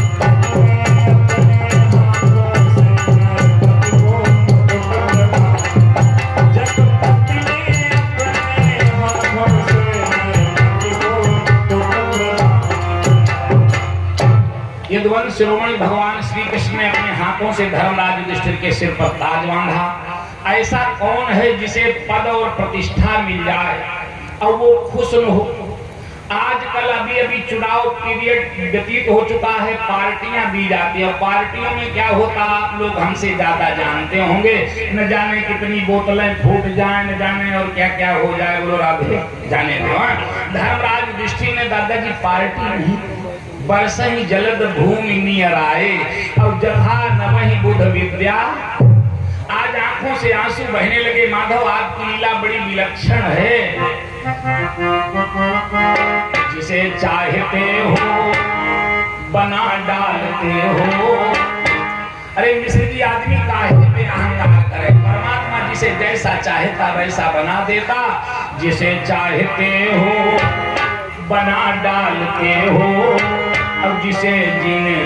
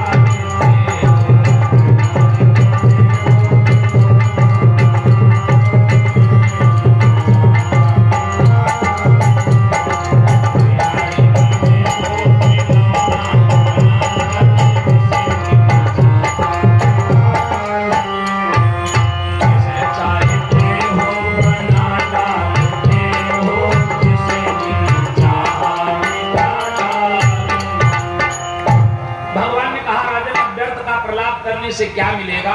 आप राजा बन गए, राज्यभार को संभालो, और हमें द्वारिका से आए हुए बहुत समय हुआ, अब हम द्वारिका के लिए जाएंगे। धर्मराज युधिष्ठिर ने कहा महाराज अभी एक विशेष काम तो बताई रह गया। बोले क्या? कहा पितामह भीष्म तो भी सरसैया पर ही लेटे, उनका भी तो निर्वाण करते चलो, भगवान की बात समझ में आई। बोले ठीक कह रहे हो। व्यास जी ने लिखा है 9वें अध्याय में कि तदा ते भ्रातरा सर्वे सदा स्वै स्वर्ण भूषितैः अनवरक्षन्दतैः विप्राप्यासिद्धौम्यदयस्ततः।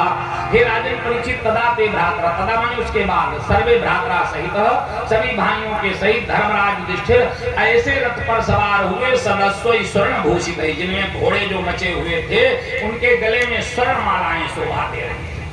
देखो 4 भाई हैं, इतना बिगाड़ मत करो कि आपका भाई आपके पास खड़ा न हो पाए। आदमी की शोभा अपने ही समाज से बनती। व्यास जी ने लिखा भगवान अपि विप्रर से रथेर सरधनंजयः सातैर्वरोचत नृपः कुबेर इव गुह्यकैः। जिस समय भगवान श्री कृष्ण और सभी पांडवों के सहित धर्मराज युधिष्ठिर जा रहे थे तो हे सौनकादिक ऋषियों, उनकी ऐसी शोभा हो रही थी जैसे धनाध्यक्ष कुबेर यक्षों के बीच में शोभा। कुबेर जाकर के देखा, दृष्ट्वा निपतितं भूमौ दिवश्च्युत निवामरं प्रणेमुः पांडवा भीषं सानुगाः साचक्रिणः। दूर से देखा पितामह भीष्म सरसैया पर लेटे हुए, ऐसा मालूम पड़ता कोई आसमान से गिराया गया हो नीचे। दृष्ट्वा निपतितम भूमौ, निपतितम पतितम, ऊपर से गिराया गया हो। पांडवों ने प्रणाम किया, पितामह भीष्म ने हृदय से आशीर्वाद दिया, और पितामह भीष्म को घेरे हुए कैसे कैसे लोग खड़े हैं। एक लोग वो होते हैं जब मरते हैं तो उनकी लाश को पुलिस वाले चौराहे पर रखवा देते कि भैया पहचान करो कौन है, कहाँ का है। वे मौत मौत के घाट वही बेवक्त उतारे जाते। अब एक वो होते जिन्हें पूरा समाज घेर करके खड़ा होता। पितामह भीष्म को पर्वतो नारदो धौम्यो भगवान बादरायण बृहद्दशो भरद्वाजो सशिष्यो रेणुका सुता। पर्वत, नारद, धौम्य, बृहदस्व और सशिष्यो रेणुका सुता, अपने शिष्यों के सहित महात्मा परशुराम भी वहां पर विद्यमान थे। क्यों? परशुराम जी के तो शिष्य हैं, जब शिष्य महाप्रयाण करेगा तो गुरु तो आएगा ही आएगा। पितामह भीष्म ने पांडवों की ओर दृष्टि डाली, कहा अहो कष्टो मयोन्नायम यद्दूयम धर्मनंदनः जीवितुं नाहतं कृष्णं विप्रधर्माच्युताश्रयः। अहो, अहो माने अरे, अरे पांडवों, बड़े कष्ट की बात है। आप ब्राह्मण भक्त थे, संत सेवक थे, और दुर्योधन तुम्हारे साथ ऐसी अभद्रता करता रहा, मैं बर्दाश्त करता रहा। अच्छा, माताओं बहनों में एक विशेषता होती है, वैसे शांतिपुर में हो या न हो, आदमी बोल पावे या न बोल पावे। देखो समझ गए, ये बोलेंगी, जरूर बोलेंगी। आज द्रौपदी बीच में ही बोल पड़ी, बाबा आज तो आप बड़ा धर्म की बात कर रहे हो। जिस समय दुशासन मेरी साड़ी खींच रहा था तो सबसे पहले दृष्टि हमने आपके ऊपर डाली, उस समय आप कुछ क्यों नहीं बोले। पितामह भीष्म की आंखों में आंसू भर आए, कहा बेटी उस समय मैं दुर्योधन का अन्न खाता था, हमारी बुद्धि कलुषित हो गई। अभी अभी ब्रेक के पहले भी मैंने बताया था, सबसे बड़ा दोष तो अन्न का ही होता है। जहां तक हो सके भोजन भाव में शुद्धता लाइए। आज हमारे पास लोग आते हैं बात वेद पुराण से, अरे पुराणों की तो बात छोड़ो, वेदों की, उपनिषदों की बड़ी लंबी लंबी चर्चाएं करेंगे। घर में पहुंचो तुलसा का पेड़ भी मिलेगा, ठाकुर जी के बहुत रूप भी मिलेंगे तरह तरह के, लेकिन फ्रिज में नाजायज भोजन। हम काहे बताने में, तो बताने में भी शर्म लगती, समझ गए होंगे। अरे आहार शुद्ध हो, विचार शुद्ध हो, जब तक हमारा भोजन शुद्ध नहीं होगा तब तक हमारी मन स्थिति बन ही नहीं सकती। क्यों? अगर गलत करोगे तो ध्यान तो विषयान पुरुषा, फिर तो ध्यान विषयों में जाएगा। तो कहा बेटी उस समय में दुर्योधन का अन्न खाता था। देखो भगवान कृष्ण की तरफ मुखातिब हुए, कहने लगे माधव रण ही कैसा था जगन्नाथ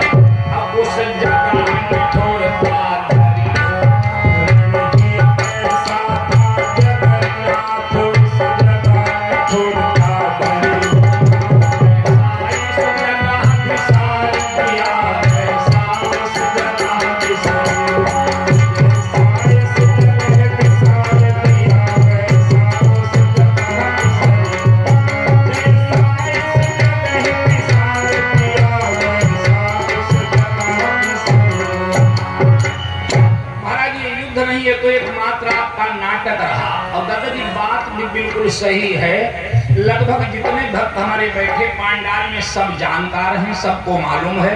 कुल मिलाकर महाभारत का युद्ध कितने दिन हुआ? 18 दिन, जिसमें 10 दिन तक की लड़ाई केवल अकेले पितामह भीष्म ने लड़ी। और ये नाम मात्र के लिए लड़ाई नहीं लड़ते रहे। पांडव पक्ष के 10,000 महारथियों का वध गिन गिन करके पर डे करते थे, रोजाना मारते। अब हमारे बहुत से श्रोता बंधु सोचते होंगे महाराज इतने बलवान पितामह भीष्म थे, तो आपने उनकी युद्ध की झलक तो एक भी नहीं दिखाई, केवल ये दिखा दिया सरसैया पर लेटे हुए। अगर आप देखना चाहते तो जरा देर के लिए यहीं पर ध्यान रखें। हम आपको पीछे लिए चल रहे हैं, जिस समय पितामह भीष्म को 8 दिन युद्ध करते करते हो गए।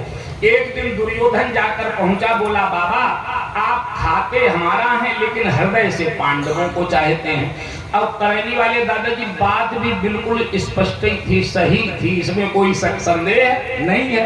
लेकिन इन्होंने कहा नहीं, क्यों, ये तो हस्तिनापुर के प्रति समर्पित थे। इन्होंने कहा मैं पांडव पक्ष के 10,000 महारथी रोजाना मारता हूं। दुर्योधन कहने लगा बाबा सेना के मारने से विजय श्री प्राप्त नहीं हो सकती जब तक पांडव पक्ष का कोई महान योद्धा नहीं मारा जाता। आखिर पितामह भीष्म योद्धा थे और कोई योद्धा को चुनौती दे तो बेकार की बात। इन्होंने कहा नहीं मानता, ले मैं प्रतिज्ञा करता हूं कल महाभारत के युद्ध में जो हमारा सबसे प्रिय शिष्य है अर्जुन, मैं उसे मार डालूंगा। और तू अपनी मौत के लिए घबराता है, सुबह अपनी पत्नी भानुमति, दुर्योधन की पत्नी का क्या नाम था? भानुमति, भानुमति को भेजना। मैं एक ऐसा अनुष्ठान सिद्ध करूंगा कि उसे अखंड सौभाग्यवती होने का आशीर्वाद दे दूंगा। तो जब तू जिंदा बना रहेगा तभी तो तेरी पत्नी अखंड सौभाग्यवती रहेगी। दुर्योधन बड़ा खुश हो गया कि अब तो महाभारत में हमारी जीत हो ही गई। और इधर ये बात चर्चा का विषय बन गई। द्रौपदी को जब मालूम पड़ा तो द्रौपदी ने भोजन छोड़ दिया। भगवान श्री कृष्ण शाम के समय जाकर पहुंचे, अर्जुन ने सारी बात बताई। माधव आज कसला ने भोजन नहीं किया, ऐसे कसला नाम द्रौपदी का ही है। तो कहा ऐसी ऐसी बाबा ने प्रतिज्ञा कर डाली। भगवान जाते हैं, कहा बहन भोजन कर। द्रौपदी गले में लगकर रोने लगी, भैया कल हमारा सुहाग उजड़ जाएगा। भगवान ने कहा अरे पगली, हमारे रहते हुए तेरा सुहाग कौन लेने वाला, भोजन कर और जाकर आराम कर। द्रौपदी ने भोजन किया। अब इस कथा से हमें क्या शिक्षा मिलती है? जो भक्त भगवान के ऊपर आश्रित हो जाता है तो भगवान जागते हैं और भक्त सोता है। बोलो राधे। क्यों ना ऐसा करो कि हम परमात्मा के ऊपर आश्रित हो जाएं। लेकिन कन्हैया हमारे को चिंता हुई आखिर अर्जुन की रक्षा कैसे की जाए। सो नारद बाबा का ध्यान किया, नारद उपस्थित हो गए, बोले जैसे भी हो सके दुर्योधन की पत्नी को सुबह गंगा नहलवाने ले जाओ और जो अखंड सौभाग्यवती बनने का आशीर्वाद मिलना वो हम अपनी बहन द्रौपदी को दिलाएंगे। बोलो राधे राधे। नारद बाबा भानुमति के पास जाकर पहुंचे, बोले 12 साल बाद ऐसा पर पड़ा, चलो गंगा नहाने चलो। भानुमति को लेकर उधर चले जाते। इधर प्रातःकाल जो 4 बजा सो भगवान ने जाकर द्रौपदी को जगाया, चल बहन मेरे साथ। द्रौपदी ने कहा कहाँ? भगवान बोले जहां मैं चल रहा हूँ। आगे आगे द्रौपदी, पीछे पीछे कृष्ण चल दिए। जब पांडवों के शिविर पार कर गए, कौरवों के शिविरों में प्रवेश करने लगे तो कहा ऐसा कर अपने पैरों की चप्पलें हमें दे दे, नहीं तो उनकी आवाज होगी, कोई योद्धा जान जाएगा कोई जा रहा। चप्पलें लेकर सरकार पीतांबर में लपेटकर बगल में दबा लेते हैं। ले जाकर पितामह भीष्म के शिविर के पास खड़ा कर दिया। कहा देख यही तुम्हारे कुल के बाबा जो तुम्हारे ससुर लगते हैं, जाओ इन्हें प्रणाम करो। ऐसे प्रणाम करना जिससे तुम्हारे हाथों की चूड़ियां बज जाएं। पितामह भीष्म समझ लें कोई सुहागन औरत हमें प्रणाम कर रही है। पूरा खेल रच डाला। बोल राधे राधे। समय कौन सा? ब्रह्म मुहूर्त 4 बजे। उस ब्रह्म मुहूर्त की बेला में अब बाबा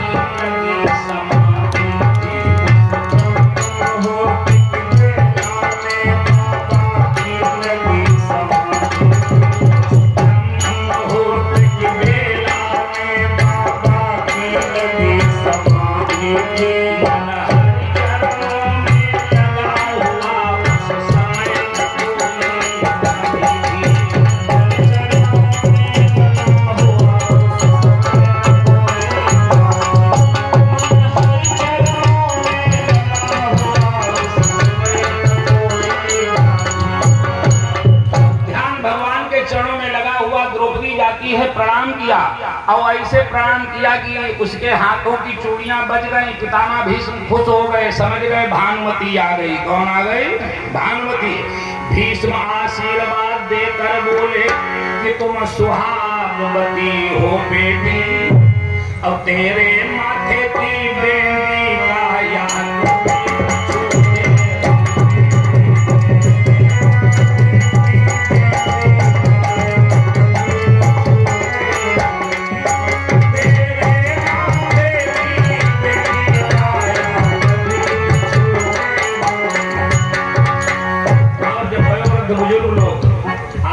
देते हैं तो और कसर थोड़े ही छोड़ते।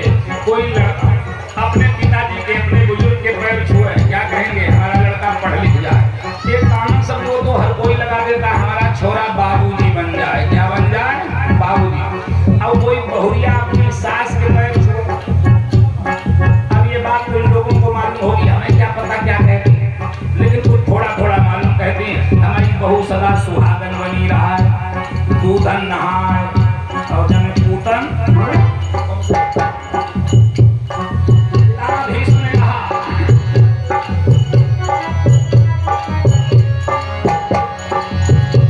आशीर्वाद मैं देता हूँ, तुम वीर कुमारों वाले हो, वीर कुमारों वाले हो।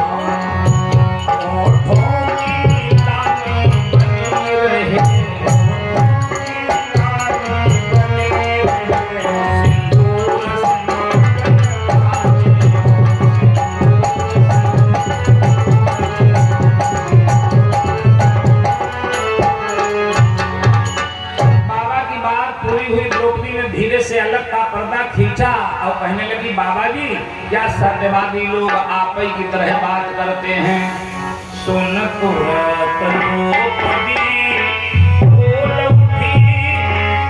सुन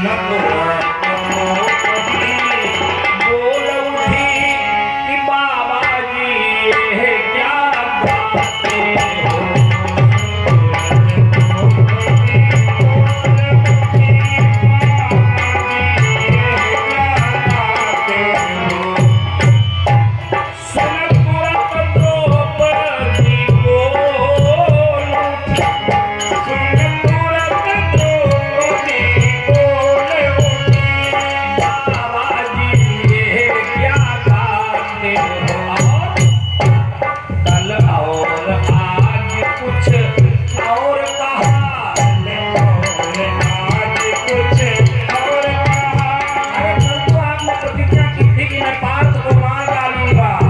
बातें हो।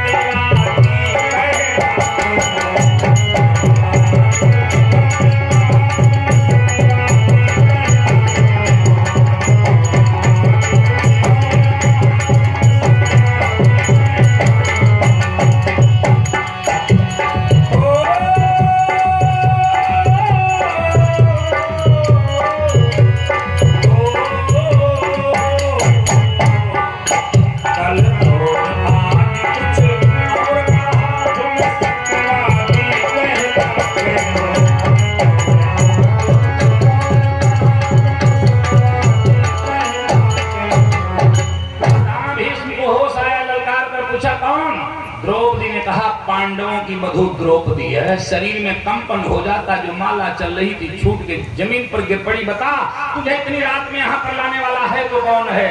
अब बेचारी द्रौपदी जल्दी में क्या कहती, बोली बाबा जी हमारी दासी आई हुई। बोले बाद में तुझसे बातचीत करता, पहले तेरी दासी से मिल रहा हूँ। भाग के दरवाजे पर पहुंचे, क्या नजारा देखा, क्या रे बाबा ने जाकर ये देखा क्या कि दौड़ी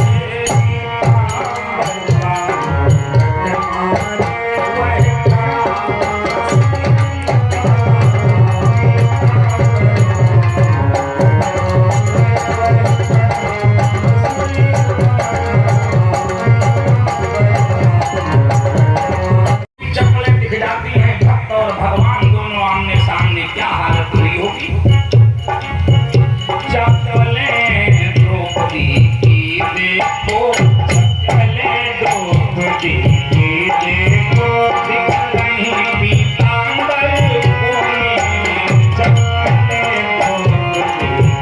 देखो दिख रही पीतांबर कोने, चप्पलें द्रौपदी की देखो गोविंद दिख रही पीतांबर कोने, तब लगे कन्हैया हंसने, अब लगे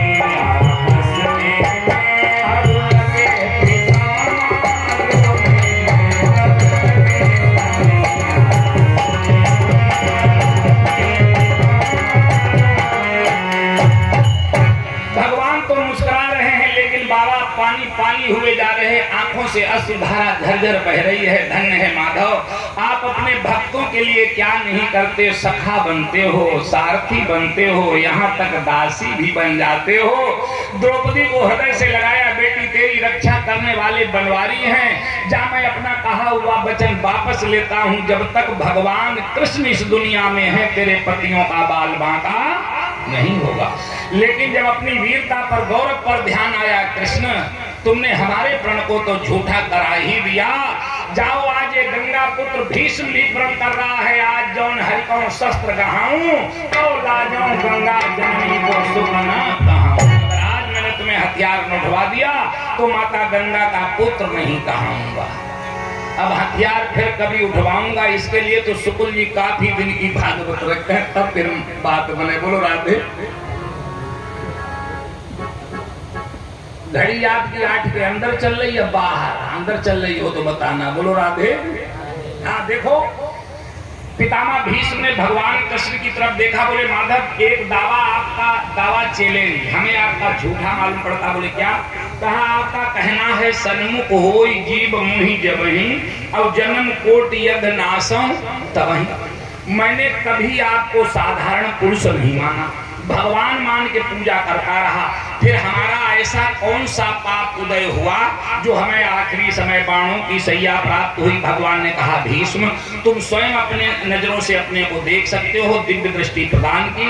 तो इन्होंने देखा है 1 करोड़ 1 जन्म पहले ये द्रविड़ देश के एक राजकुमार थे, एक बार गंगा के मैदान में शिकार खेलने गए, एक सांप निकला, इन्होंने लक्ष्य किया, बाण मार दिया, मर गया। जब पास में पहुंचे तो कहा बड़ा बुरा हुआ, जिसके बाण लगा वो दुमुहा सांप है, ये दुमुहा नहीं होता। तो उसके सिर से बाण खींचा, सोचा लाओ फेंक दे, छाया में पड़ा रहेगा, ठीक हो जाएगा। फेंका तो लक्ष्य करके नहीं फेंका, और गंगा के रेत में झरबेरी, बहुत झरबेरी जानते हो बड़े कांटे होते हैं, तो वो झरबेरी के पेड़ पर जाकर गिरा। जितने कांटे उस सांप के शरीर में चुभे उतने ही बाणों की सैया पितामह भीष्म को प्राप्त हुई। साईं के दरबार में बदला कहीं न जाए, नहीं तो ये सूक्ति गलत हो जाती। अवश्य में भोक्तव्यम कर्म फलम शुभाशुभम, जीव जैसा कर्म करता उसका फल उसे अवश्य में भोगना ही पड़ता। बार बार भगवान को हृदय में धारण करके पितामह भीष्म परम धाम को जाते हैं। इधर भगवान श्याम सुंदर जब द्वारिका जाने के लिए तैयार हुए, एक पैर रथ की धुरी पर रखा, दोनों हाथों से बल्ली पकड़ी, पीछे मुड़कर के देखा, सभी पांडव आंखों में आंसू लिए हुए भगवान को विदा कर रहे। सबसे पीछे कुंती बुआ खड़ी हुई थी। बहुत अच्छी बात, भगवान ने कहा बुआ जी सबने कुछ न कुछ मांगा, आप भी कुछ मांगो। कुंती हाथ जोड़कर कहने लगी कृष्ण अगर देना ही चाहते हो तो हमारे जीवन में थोड़ा दुख हमेशा बना रहे। भगवान रोने लगे, कहा बुआ जी तुमने दुख क्यों मांगा? कुंती कहने लगी कृष्ण जब आदमी ज्यादा वैभव विलास में पड़ता है तो आपको भूल जाता है, और जब थोड़ा दुख बना रहता तो आप अनवरत याद आते रहते हैं। काफी दूर तक पांडव भेजने के लिए जाते हैं।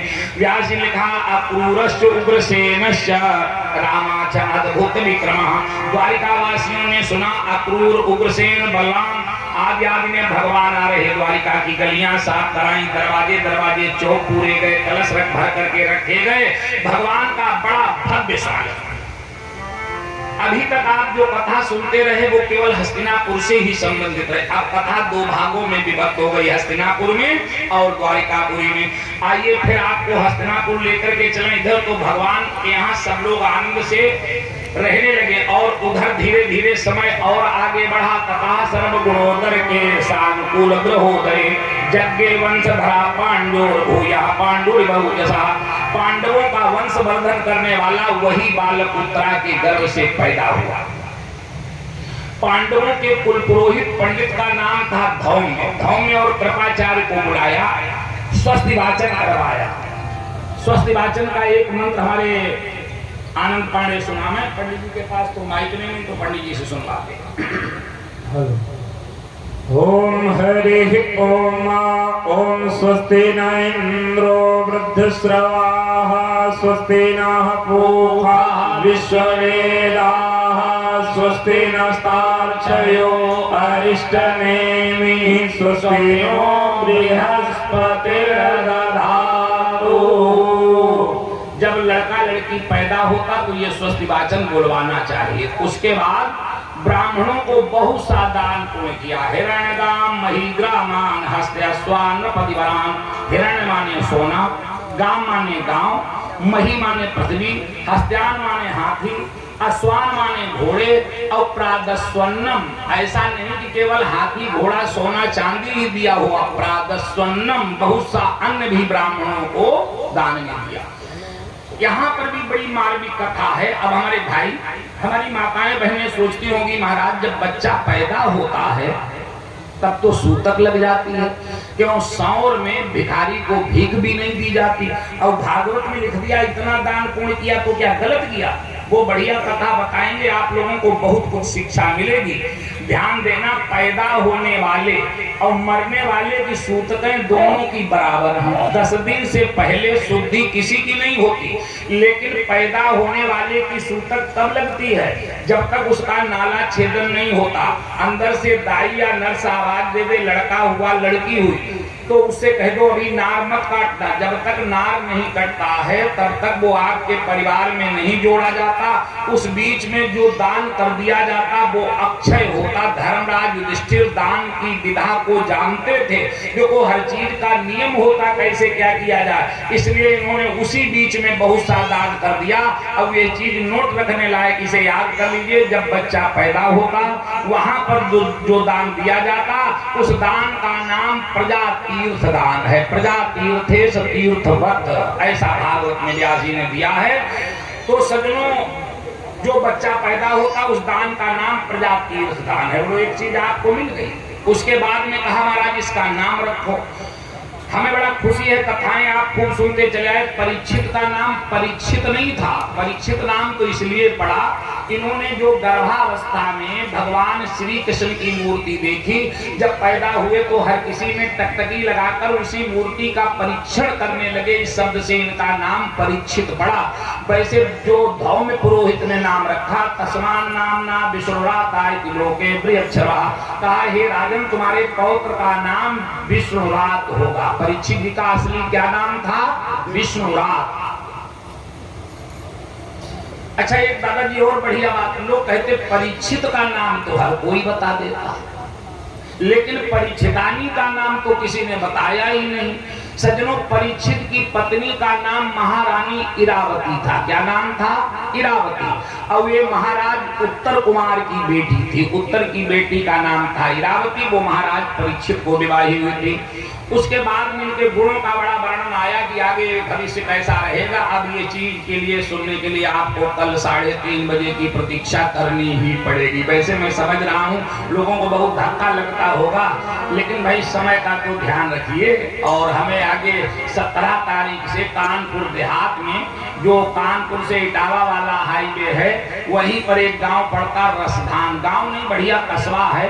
तो रसधान में केशव जी की मूर्ति, जो भगवान कृष्ण के लास्ट वंशज थे, उनका वो मंदिर बना हुआ है। तो यही कार्यक्रम 17 तारीख से आप लोग रसधान में सुनेंगे। अगर उस क्षेत्र के लोग बैठे हैं तो आप आए, रहने की व्यवस्था, भोजन व्यवस्था सब होगी। बोलो राधे राधे। एक छोटा सा पद आनंद पांडे सुनाएंगे, उसके बाद आरती और प्रसाद लेने के बाद आप लोग। देखिए, अपने समाज में कुछ ऐसे बालक हुए जो पिता का ऋण चुकाना चाहते थे लेकिन चुका नहीं पाए। देखिए बहुत अच्छी एक नसीहत पर करती है इनकी। ये कोई गाना नहीं है, कोई बजाना नहीं। यहाँ से जो चीज मिलेगी आपको साहित्यिक मिलेगी, बड़े ध्यान से सुनिए। जिस समय श्रवण कुमार के अंधे हैं माता पिता, उनके पास राजा दशरथ जल ले जाकर पहुंचते हैं, कहते हैं आप पानी पीजिए। तो उन्होंने कहा मुझे मेरा वो लाल ला कर दे दो। राजा दशरथ ने कहा तुम्हारा वो ललन कहाँ से लाए? ध्यान दीजिएगा गीत में कि वो ललन कहाँ से लाऊं।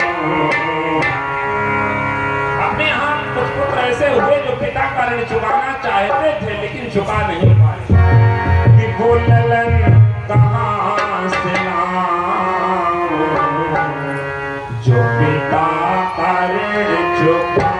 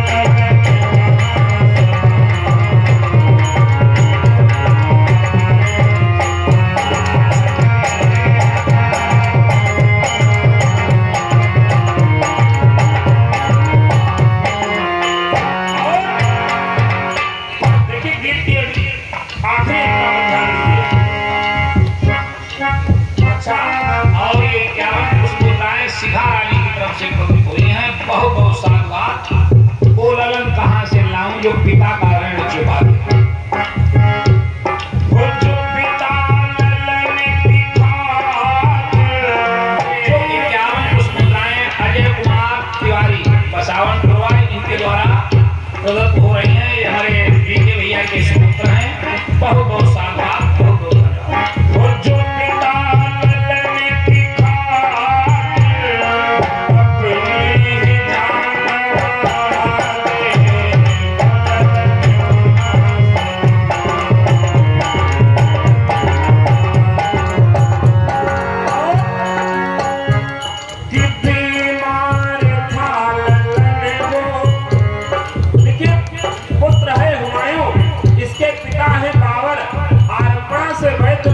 कह दिया कि तुम्हारा ये पुत्र आज के 7वें दिन मर जाएगा।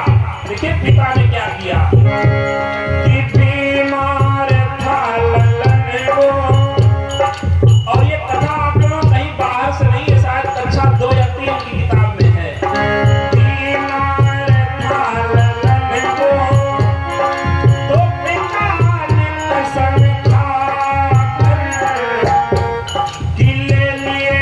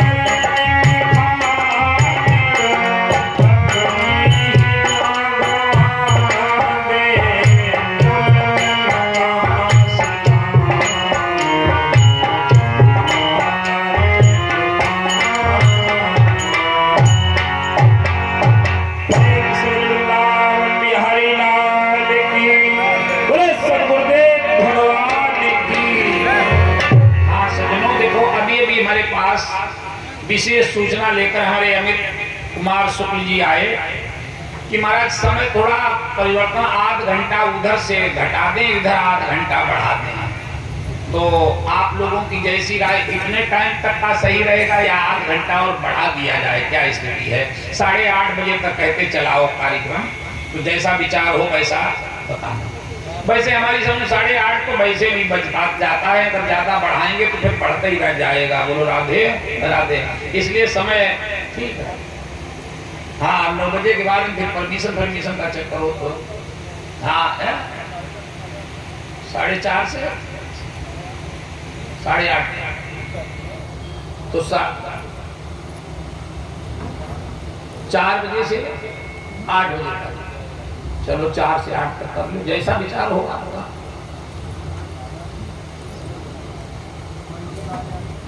चलो 4 से 8:30 कर लो, जैसा विचार हो। 8:30 पौने 9 और हमारी तरफ से कमी का रखो। बोलो वृंदावन बिहारी लाल की। सभी भक्त खड़े हो जाएं, आरती और प्रसाद लेकर के जाएंगे। हाँ 8:30 तक कार्यक्रम। ओम हरि ओम। ओम चंद्रमा सोजातशत्रो सूर्यो अजायत श्रोत्रावायश काश मुखात्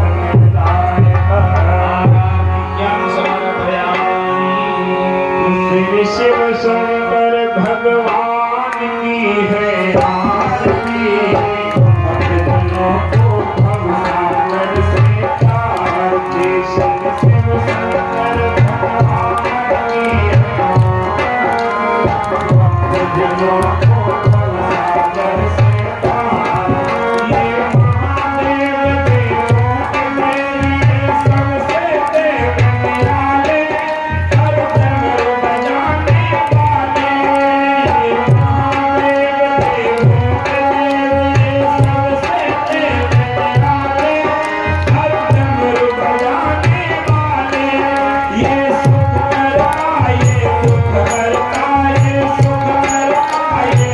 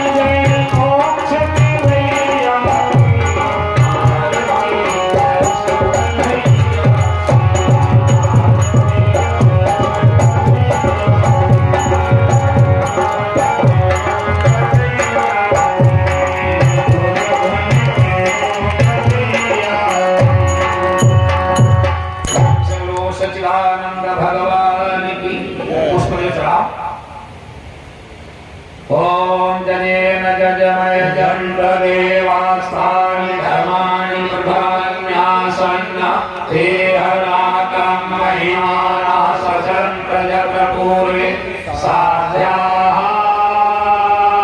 सन्ति देवाः। ॐ सेवन्ति कावकुलचम्पकपाटलाब्जे पुष्पै बेल्लप्रवाल तुलसी दलमञ्जलिभिः त्वां पूजयामि जगदीश्वर मे प्रसीद। नाना सुगन्ध पुष्पाणि यथा कालोद्भवानि च पुष्पाञ्जलिर्मया दत्ता गृहाण परमेश्वर पुष्पाञ्जलिं समर्पयामि नमस्करोमि। प्रेम से बोलो सच्चिदानंद भगवान की जय, भगवान मैया की जय, पवन सुत हनुमान की जय, संत समाज की जय, भक्त समाज की जय, गौ माता की जय, भारत माता की जय, दुर्गा माता की जय, सत्य सनातन धर्म की जय हो, धर्म की जय हो, अधर्म का प्राणियों में विश्व का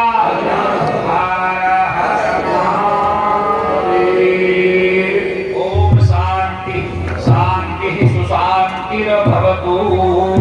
सभी भक्त प्रसाद लेकर के ही जाएंगे, कोई बिना प्रसाद लिए न जाए।